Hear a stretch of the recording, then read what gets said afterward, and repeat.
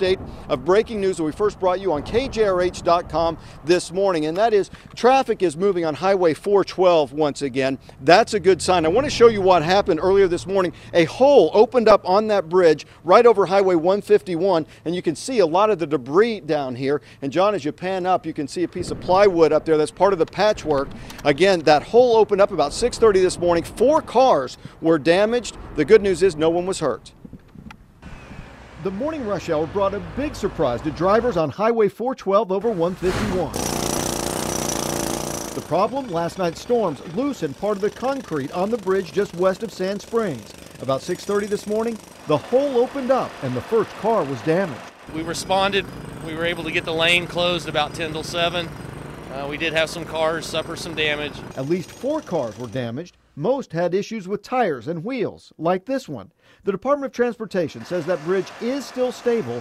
They say this was more of a maintenance issue than a structural issue. They say they're watching this bridge closely and have been for some time. It does have some issues. We've been here for some previous repairs, but right now we're just going to widen this a little bit better, get a base under it, and pour some concrete into it.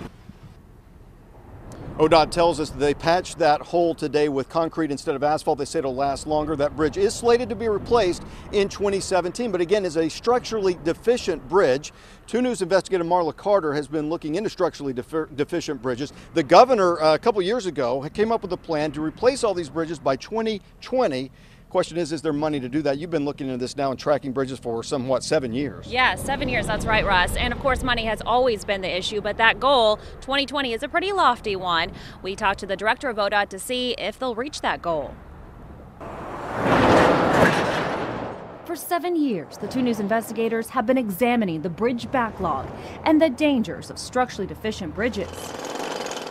In 2007, the 2 News investigators told you about Yvonne Osborne.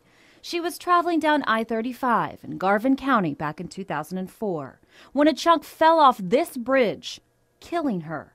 Her son was sickened. There was never any warning. There was never any, she didn't try to dodge out of the way. She was just heading on and, when it dropped, it dropped. It prompted the legislature to devote more money to bridge repair, and things have improved. Since 2005, the state has cut the number of structurally deficient bridges in half. But there still are a lot left, totaling around 460 today, including the one causing problems for drivers today. The goal is to get that number down to 0 in 6 years. We're holding the government accountable, asking the transportation director if the state's on track. Absolutely, it's attainable.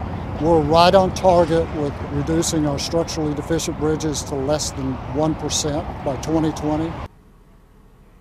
Now, while those structurally deficient bridges will be replaced, many other dangerous bridges won't be. In fact, the 2 News investigators exposed that many of those dangerous bridges aren't even on the list for replacement. We uncover what those bridges are and tell you more coming up on Thursday night at 10. You'll definitely want to see this investigation, Russ. Absolutely. Looking forward to that. All right, Marla, thanks.